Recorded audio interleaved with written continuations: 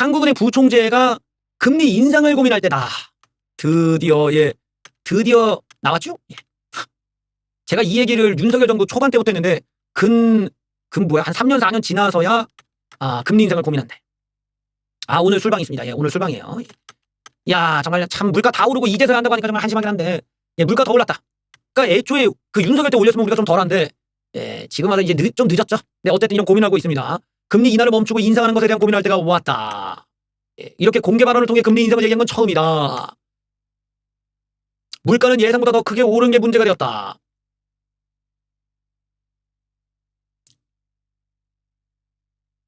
정부의 여러 물가 정책에 모여서 돈 뿌려야 되는데 상당한 상방 압력을 받고 있다. 그러니까 물가가 계속 더 오른다라는 거예요. 예, 금리 인하보다는 인상 사이클 쪽으로 넘어가지 않는 게 아닐까 하는 게 개인적 견해다. 그래서 다음번, 그러니까 5월달 말에 있는 쪽에서 금리 인상이 가능하다는 신호 있냐? 가능성은 열려 있다고 했습니다.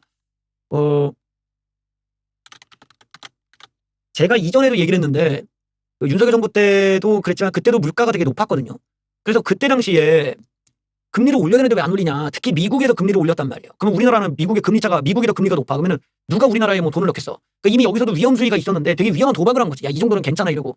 그랬는데 이런 상황이 되다 보니까 우리나라에서 나오게 되는 문제는 결국에는 이 원화 가치가 떨어진다라는 거야. 사람들은 자기가 눈에 보이지 않으면 괜찮다고 생각할지 모르지만 내재적으로는 점점점 우리나라의 그 원화 가치가 떨어지다 보니까 계속 환율의 불안정성이 존재했단 말이에요. 더더군다나 이제 윤석열 정부에서는 채권 발행은 하기가 싫으니까 어떤 걸 썼냐, 이 외환 관리를 위해서 쟁여놨던 돈들 이런 것들을 우회적으로 목적을 바꿔서 이렇게 돈 뿌리는 정책에서 활용을 했단 말이야. 그러니까 이런 것들이 이제 좀 외환적으로 위기를 맞을 수가 있었던 요소는 있었는데 다행히 그 외환적인 위기가 아니라 윤석열 리스크가 더 컸기 때문에 그 정부가 이제 끝나버렸죠. 그다음에 이재명 정부에서 이재명은 생각도 안 하고 그냥 마구잡이로 돈을 뿌려야 되니까 여기서 이제 채권 가격이 이제 떨어진다든가 금리가 오른다든가 문제가 발생하는 거죠. 물가가 오른다는 문제가 시그널이 여기서부터 터졌는데 또 돈을 뿌리고 제어를 못해. 여기서 미국한테 관세까지 맞아. 이러니 환율까지 난리가 났죠. 그러니까 본격적으로 우리의 원화 가치가 가루가 되는 이런 과정이 만들어진 겁니다. 당연히 시장에서 금리가 올라가는, 시장 금리가 알아서 올라가는 문제가 생긴다는 거야. 이러면은 물가를 잡으려면은 방법이 없거든. 결국에는 중앙은행에서도 그거 따라서 금리를 올려야 되는 거 아니냐라는 얘기가 나올 수밖에 없습니다. 왜냐면 시장에서 이미 대출 금리가 올라가 있으니까 다 올라간다는 거야. 그러면은 방법이 없거든. 그래서 이게 이미 시장이 이끌고 정부가 뒤에서 쫓아가는 이상한 형태가 돼버렸어요. 저런 불안감이 나오는 것도 현재의 우리가 물가 상승률이라는 게 보여지는 데이터에 비해서 아래쪽 계층들, 위에 있는 뭐 고소득자들은 느낄 수 없어도 아래 계층들이 느끼는 물가 상승에 대한 체감 효과가 너무나 큰 거예요. 당연하겠지. 근데 이게 지금 시대에서 이제 애를 키우는 세대들, 뭐 30대, 40대쯤이겠지. 아이들을 양육을 해야 되는 요 세대들은 엄청나게 이제 불행한 수준으로 바뀌었다. 과거에는 뭐 부모님 용돈 받고 썼지만 이제 자기네들이 돈 벌어서 애 키우고 가야 되는 요 세대들의 경우는 정말 끔찍한 지옥이 열리는 거예요. 왜냐면은 뭐 집값도 최고치를 찍고 뭐 거의 최고가에다가 여기에 물가가 올라가. 여기에 물가 오르면서 금리도 올라가. 그럼 대출 금리도 같이 올라가지?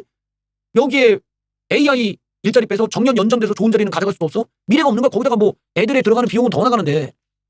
그러니까 여기서 지금 양육을 하는 30, 40대 계층들은 이제 지옥문이 열린 거죠.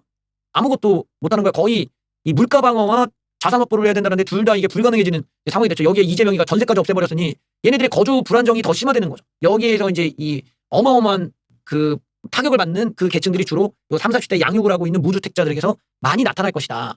그러니까 딱 어떻게 보면은 아무래도 좀 좌파 쪽을 지지하는 그런 분들 중에 이 40대, 30대가 좀 있다 보니까 그분들의 미래가 이제 상당히 암울해질 수 있는 지금 경제 상황이라는 거를 보여주고 있습니다. 이번에 이제 이재명 임시정부에서 이렇게 경제가 안 좋거나 물가가 오르면은 돈을 뿌리기보다 긴축을 해야 되고 물가를 올리게 화폐 가치를 좀 더 올리겠다. 물가 안정에 좀 더 신경을 쓰겠다. 그러면 공급에 좀 많이 고민도 해보고 해야 돼. 그래야 가격이 떨어질 테니까. 그래서 부동산에 대해서도 아주 공급 계획을 반복적으로 계속 얘기를 하고 시장에 인지를 줘야 되고 다른 물건의 가격에 대해서도 공급을 좀 늘릴 수 있는 방법들을 어떻게 하면 만들 수 있을까. 비용을 최소화시키면서 이런 것도 같이 고민해줘야 되는데 그런 고민을 하는 게 아니라 이재명 무죄 만들기에 고민을 하고 있단 말이에요. 이재명 무죄 만들겠답시고 무리하게 특검을 진행해서 아니 검찰이 권력자를 수사하고 있는 게 특검이야. 특수한 검찰을 냅두는 이유가 권력자들에 대한 수사는 더더욱 강력한 모멘텀이 있어야 되니까 정치권에서 합의를 해가지고 특검을 만들자. 그 특검을 해갖고 정치인들을 수사하자는 건데 정작 이번 특검은 정치인을 봐주기 위한 목적을 갖고 있으니까 앞뒤가 안 맞잖아. 그러니 다시 반발이 나오는 거야. 이걸로 보수 연대가 일어났습니다. 수도권 보수 진영 후보들이 연대 선언. 누구누구 보였어. 오세훈, 조응천, 양양자. 이거 웬만한 거 다 보이는데 유정복 등등이 다 모였다. 여러 정당의 개혁신당분들까지 오셨네. 예, 그래요. 범야권 수도권 광역단체장 후보들이 더불어민주당이 추진하는 이런 이재명 무죄 만들기 특검법을 겨냥해 사법 쿠데타를 맡기면 범국민 전운동을 시작한다. 오세훈, 유정복, 김정철, 조홍천, 양양자까지 다 와서 문제 제기를 했습니다. 예, 이렇게 좀 이렇게 개혁신당 쪽이랑 이렇게 국민의힘이 이렇게 모여 있는 이런 그림 아주 좋아. 예, 아주 그림 좋아요. 예, 뭔가 여기에 이제 다양한 분들이 더 오셨으면 좋았겠지만 일단은 뭔가 이슈를 이렇게 만들겠다. 퍼포먼스적으로는 좋았다. 칭찬해 줄 수 있을 것 같아요. 오랜만에 좀 우파 쪽에서 이렇게 연대가 됐다는 거는 이 이재명이 만들어준 이 소재가 우파들의 결집, 우파들의 연대, 또 우파들이 이러면 안 되지라는 어떤 반발, 거기에 대한 어떤 국민적 공감을 얻기가 너무 좋은 소재였기 때문이죠. 그러니까 이거는 사실 이재명이 만들어준 거야. 떡밥을 우리에게 준 거지. 그리고 이 우파 입장에서도 이번 선거 조전되었는데 조질 때 조지더라도 이재명 쟤는 참을 수가 없는 애네 이러고 다시 한번 열받게 만들고 다시 한번 분노하게 만들고 다시 한번 저항하게 만들었다라는 점이죠. 그만큼 지금 이재명이 하고 있는 짓이 문제가 커 지금. 이재명 지지율 빠졌어. 아싸라비야. 예. 이재명이 지지율이 쭉쭉쭉 빠져. 2주 연속 하락. 쭉쭉쭉 빠지죠. 쭉쭉쭉 빠지죠. 예, 이대로 그냥 계속 빠지는 거죠. 예. 보수세가 결집하고 있다. 꼴 좋죠? 네, 너무 높은 거 아니야? 근데 어쨌든 이제 쭉쭉 빠지고 있습니다. 보면은 저번 주 62, 지금은 59로 60% 깨지고 박박 빠지고 있다. 부정평가 오르고 있다. 아주 좋아. 아주 좋아. 지금은 이게 이게 국민들이 다 보고 있잖아요. 이 물가, 그러니까 우리가 이런 그 유가 위기이기 때문에 정부가 좀 더 잘 하길 원하지. 그런데 해도 너무하잖아. 이런 위기에 대통령이라는 인간이 지 사건에 신경 쓰고 앉아있고 그게 말이 되냐고. 이게 행태부터가 이미 천박하게. 이럴 때일수록 자기 재판이 아니라 국민들의 고통을 더 섬세하게 봐야 되는데 지 사건 얘기하고 여당이라는 애들도 민생을 돌보는 게 아니라 대통령 한 사람의 사건을 갖다가 정신이 다 파려고 그걸로 국조 낭비하고 있고 이게 돈이 얼마나 낭비되는 거야. 이런 식으로 세수 낭비라고 앉아있고 그러니까 여기에 대해서 지지율이 더 떨어질 수밖에 없어. 다음 주 더 떨어진다. 이건 쭉쭉 떨어져야 돼. 이제 와서 이재명이 깜짝 놀래가지고 조사기소 특검법은 여당이 판단하는 것을 맞다. 선거 표심을 이제서 의식했다. 웃기는 거 아니야. 오히려 이재명 네가 나서서 이거 하지 마라. 이렇게 나와야 되는데 또 속으로는 하고 싶은가 봐. 이수명 임시 당선인은 조작기소 의혹을 수사하는 특검법과 관련해 여당한테 구체적 시기나 절차에 대해서 국민적 수기를 거쳐 판단해달라고 당부했다. 아주 웃겨요. 아주 웃겨. 마치 자기가 시킨 게 아니냐. 자기와 무관하게 여당이 따로 한 것이냐 이런 쏘하고 있네 정말. 아이고. 아니 이재명도 웃긴 게 자기가 그렇게 오해받기가 싫으면 자기가 나서서 이거 하지 마세요. 내가 안 시켰다. 나는 당당하다. 이렇게 나와야 될 맞는 거 아니야. 솔직히 까놓고 해서 지가 임명하는 특검에게 자기 사건을 공소 취소시킬 수 있는 그런 특권을 줄 거면 그게 우리가 말하는 특검의 어떤 그 존재 이유가 아니잖아. 오히려 대통령을 더 맹렬하게 수사하고 있는 게 특검인데 대통령 죄를 봐주기 위한 특검을 하고 앉아있으니까 여기서부터 모순적인 거고 여기서부터 사실은 추잡해지는 거야 사람이.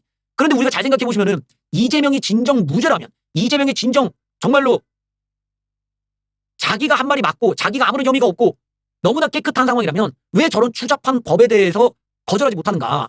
민주당도 마찬가지로 이재명이 진짜 무죄이고 이재명은 아무런 죄가 없고 이재명이 정말로 이 사람은 깨끗한 사람이라고 믿는다면 왜 이런 추잡한 법을 추진하고 추잡한 짓을 하냐 이거야. 그럴 이유가 더 없잖아요. 왜냐면은 내가 무죄고 무죄를 입증하는 건 내가 어렵지도 않고 내가 안 시켰다라는 거 충분히 증명할 수 있다. 자신만만하게 재판 가서 얘기하면 되는데 그게 아니라 아예 재판 자체를 안 받으려고 발악을 하는 이 추잡함이라는 게 재판에 가면 상대방 증거에 밀려서 내가 유죄받을까 봐 그게 불안한 거 아니야. 여기서부터 그 사람이 어떻게 무죄일 수 있냐 이거지. 당당하게 재판 3심까지 하는데 그건 상대방이 제시하는 증거를 자기가 반박적으로 반박 다 하면 될 거 아니야. 근데도 그걸 무서워서 지금 아예 재판을 피하겠다고 막 나온다라는 게 이미 스스로 자기 범죄를 인정하는 꼴처럼 보일 수가 있는 거야.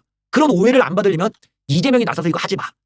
특검법 하더라도 이런 식의 공소 취소권이 아니라 명확하게 이 조작에 대한 확고한 증거가 나오거나 이럴 때 하고 국민 여론이 될 때 하자. 근데 지금은 아니다. 자기가 그렇게 얘기하고 나는 당당하게 재판 가서 무죄 받겠다. 이런 정도가 되어야 우리나라에 그래도 이 정도 수준의 국민 수준의 대통령이라고 할 만하지. 대통령이라는 인간이 지재판 피하려고 온갖 잔머리 굴려갖고 저런 추잡한 짓을 하고 있는데 저기서 나오는 메시지가 좀 수기를 거치자. 너무 약하다는 거죠.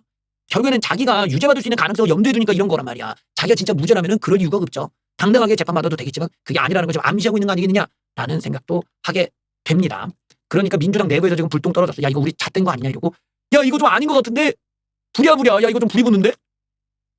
더불어민주당이 이재명에 대한 공소 취소를 가능하도록 하는 특검법안을 발의했는데 당내에서도 이견이 표출되고 있다. 긴급회의에 들어갔는데 야 이거 선거 전에 통과시키는 거 좀 문제가 있는 것 같아. 특검법 처리를 지방선거 이후로 미뤄야 된다는 의견이 올라오고 있다. 수도권에서도 시기 조정이 필요하다는 우려와 공감대가 나왔는데 이거 아주 선거에 미치는 영향이 안 좋다라는 거야. 그래요. 왜냐하면 부산, 울산, 경남, 부산 쪽 수도권 이런 거 안 좋아. 당연히 바뀔 수밖에 없어. 왜냐하면 사람들이 저 내용을 잘 안 알고 있는 게 아니라 그냥 윤석열 정부의 조작 기소에 대해서 한번 특검으로 수사해보는 것도 필요하지라고 생각하는 사람들이 그냥 막연하게 찬성했을 가능성이 높죠. 근데 내용을 보니까 야 뭐야 이재명이 임명한 특검이 이재명의 수사를 스스로 공소를 취소시킬 수 있는 권한까지 있어? 야 이건 아니지. 그렇게 생각을 하면서 이제 여론이 금방 뒤집어지기 때문에 여기서부터 이제 거의 민주당이 완전히 삽질을 했다. 완전히 지금 자살골을 넣었다고 볼 수 있죠. 그리고 이런 식의 자기네들 죄에 대해서 둔감하고 자기네들은 불공정한 방법으로 어떻게든 무죄를 만들고 재판을 피하려고 하는 이 괘씸하고 비겁하고 추잡한 짓에 대해서 이거는 우파를 넘어서도 모든 국민들이 다 같이 비난하고 막고 저항을 해야 될 일이거든. 그런 떡밥을 선거 와중에 우리에게 주었다라는 거죠. 이런 점에서도 지금 아주 큰 실수를 했고 이재명은 이런 도구마에서 벗어나야 됩니다. 스스로가 내가 당당하다면 이런 추잡한 짓에 의존하지 않겠다. 당당하게 재판에서 무죄 받겠다고 제가 선언해야 되는 거예요. 근데 그렇게 안 하는 걸 보면 이재명 같은 사람이 한 나라의 대통령으로서는 역시 영원히 부족한 사람이다라는 걸 알 수가 있는 거죠.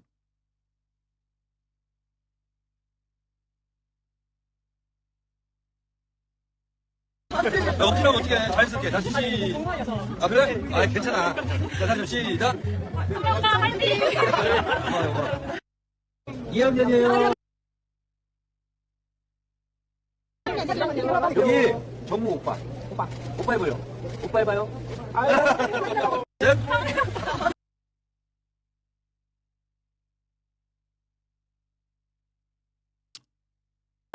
정말 오늘 못 볼 걸 많이 봤습니다. 드디어 민주당 경 도졌죠.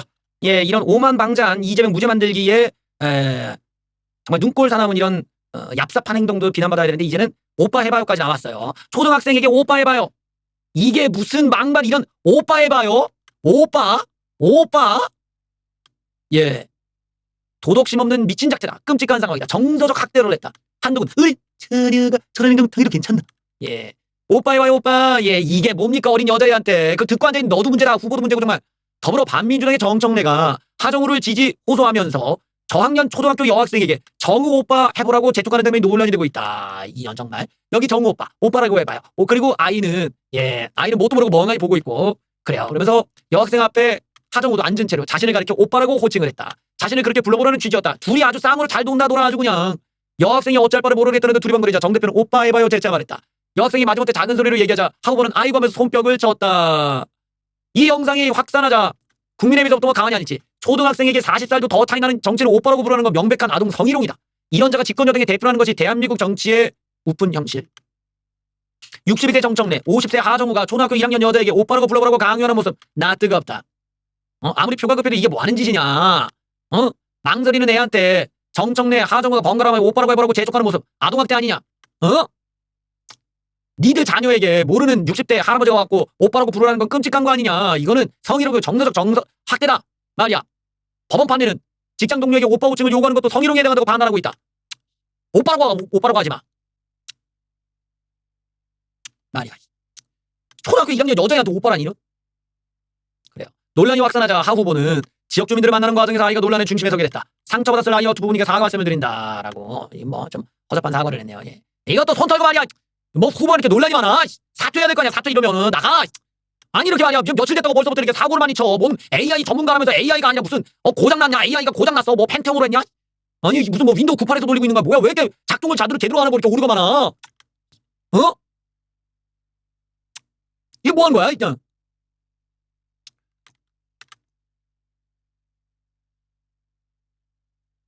이뿐만이 아니라 또 설화가 있죠. 이 설화 중에 또 하나는 정원호 설화도 있어요. 정원호는 또 뭐라고 하냐.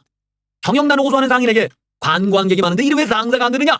소위 패턴이 바뀐 거니까 큰 설득을 한번 받아보라. 훈계 논란을 빚었다. 아니 지가 지금 훈계할 입장이냐고. 정원호 얘도 웃긴 게 이게 상인이 너무 힘들어. 이러면 그 사람의 생존이 걸린 문제이기 때문에 그 사람 탓을 하면 안 되고 저희가 무엇을 도와드리면 좋을까요? 저희가 정책적으로 좀 지원 정책을 고민하고 있는데 어떤 게 좀 필요하십니까? 하면은 이 상인이 갖고 있는 그 경험에서 뭐 어떤 수수료가 부담이 됩니다 라든지 아니 세금이 좀 부담하게 나오더라. 아니 여기가 좀 이런 게 문제가 있더라도 나올 거 아니야. 뭐 주차비가 부담이 된다든지 그런 걸 들어봐야 되는데 네가 못나서 그래 이 상인아. 이런 식으로 얘기한 꼴이잖아 지금. 그래서 지금 훈계 이게 버르장머리 싸가지가 없다고 이제 평가가 되는 거지. 건방지게.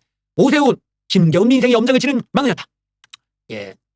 정 후보 측은 관광객이 늘어날 가능성이 크니 남대문 시장 잠재력을 터뜨려보자는 말인데 억지 주장이 도를 넘었다고 반박을 했다. 반성도 없어요. 예. 정원호는 교통 혼잡 해법에 대해서도 아예 자동차 공급을 줄여버리면 되지 않냐. 도로를 넓히지 말고 자동차 공급을 줄이지. 예, 이 참. 그러니까 사고 자체가 우리가 아는 어떤 정상적 금융적 지식을 갖고 있는 상태가 아니고 이런 그 사람과의 대화에 있어서 이 사람이 상대방이 뭘 얘기하는지조차도 듣지 않고 지가 아는 척하면서 훈계질을 하니까 이런 사람이 민생과 어떤 행정을 제대로 하겠냐. 이거 행정의 기본이 국민들의 불만이 뭔지를 듣는 거잖아. 근데 지가 뭔데 훈장질이냐고. 상인이 힘들면 어떤 게 힘드세요?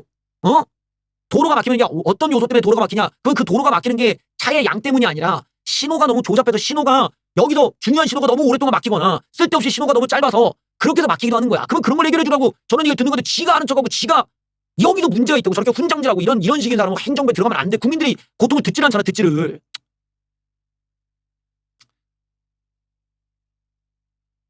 오늘의 마지막 뉴스는 국민의힘 후보 뉴스입니다. 예. 너무 충격적이네. 전과 사범의 국민의힘 안산갑 후보가 윤석열은 나라 지키러 계엄을 했다라고 얘기를 했다고 합니다. 예. 윤어게인 논란이 일어난 가운데 국회의원 재선거를 치른 경기 안산갑 단수공천된 김석훈 후보가 비상계엄을 두고 나라를 지키기 위한 계엄이라고 옹호해서 난리가 났다. 고성국 채널에 올린 영상을 보면 고성국은 윤어게인 집회 취재하러 서울 구치소로 간다는 제 방송을 듣고 함께 구치소 앞에서 마음을 모으겠다고 안산갑 국민의힘 김석훈 후보가 현장으로 달려왔다며. 이게 그 방송 장면인가 봐. 예. 그래서 후보가 여기 나와서 뭐라고 하냐. 윤석열 대통령 저 안에 갇혀 계신다. 어떤 생각이 드냐고 물어보니 김 후보는 윤석열은 이 나라를 지키려고 야당이 과반인 의석에서 이 나라를 지키기 위해서 계엄을 한 거다. 의석수 내지는 좌파들의 깡패 같은 어떤 행동에 의해 가지고 잘못된 법이 만들어지는 과정에서 지금 현재 이 고생을 하고 계신다. 예. 전과 사범으로 도시계획법, 건축법, 공직선거법, 선거부정방지법 위반, 풍속영업의 규제에 관한 법률 위반, 업무방해 등으로 각각 벌금 100만 원씩을 받은 바 있다. 화려하시네요. 화려해. 예, 화려해. 이런 분을 이제 단수공천을 했다. 국민의힘이 친윤석열계 인사들을 친윤계 인사들을 지방선거, 재보궐선거에 대거 단수공천하면서 윤어게인 공천 논란이 격화하고 있다.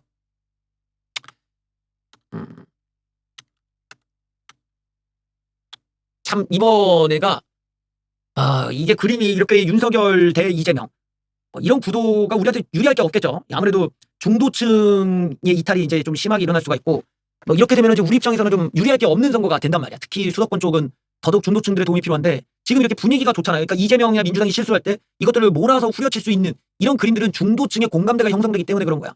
아무리 우리 쪽에 공감대가 형성돼도 우리도 이제 한계가 있기 때문에 반드시 중도층의 공감대가 형성되는데 거기에 이제 찬물을 끼얹는 게 다시 또 윤어게인이 되는 거죠. 왜 대통령이 탄핵을 당하고 구속까지 되고 무기징역까지 나왔으면은 이 길이 아닌갑다. 이쪽 색깔은 아닌갑다고 빨리 버리고 나와야 돼. 왜냐면 여기는 헌법을 위반했다라는 것과 절차를 지키지 않았다라는 것과 심지어 법을 어겼다라는 게 다 들어가 있으니까. 그러니까 이렇게 이런 것들이 확정적으로 나와 있는 상황이라면 더더욱 다른 길로 가야 된다는 거야. 우리는 헌법을 지키겠습니다. 우리가 법을 지키겠습니다가 돼야 되는데 그런 구도가 아니면 결국에는 이재명과 윤석열이 이런 게 없어요. 이재명에 대한 비난 여론이 낙화될 수가 있잖아요. 윤석열이 이미 과거의 사람이라면 이재명은 현재 권력인데 현재 권력을 우리가 때려야 되는데 계속 과거 권력으로 이거를 물타기가 가능해지니까 우리한테 불리한 프레임이 만들어진다는 거야. 그래서 우리 입장에서는 과거 끝난 권력자는 빨리 끝내버리고 현재 권력인 이재명 정부를 향해서 우리가 공격할 모멘텀을 얻으려면 우리가 피장파장의 오류에서 벗어나야 된단 말이지. 근데 지금 윤석열을 끌고 오면 피장파장의 오류가 되니까 우리 쪽에 불리해지는 거라고. 현재 권력이 물타기가 성공해버리잖아.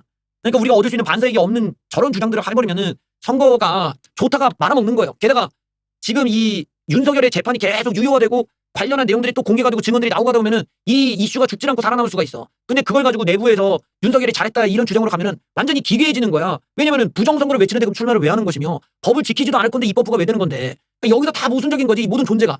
그래서 우리가 적어도 입법부가 되고 싶거나 정치를 하고 싶다면 법의 수호 의지가 있어야 되고 헌법의 수호 의지가 있어야 되는데 헌법을 수호하지 못한 사람을 합리화시킨다는 것부터가 이미 권력들어서 자격이 박탈되고 미달된다는 걸 혼자 스스로가 입증된 거란 말이에요. 그래서 윤어게인들이라는 이 존재가 우리나라 헌법을 우습게 알고 법을 지키지 않겠다는 의지를 보여주는 거기 때문에 위험한 거라고. 그걸 우파들은 같이 갈 수가 없는 거지. 우리는 법치를 기반으로 자유를 얘기하니까.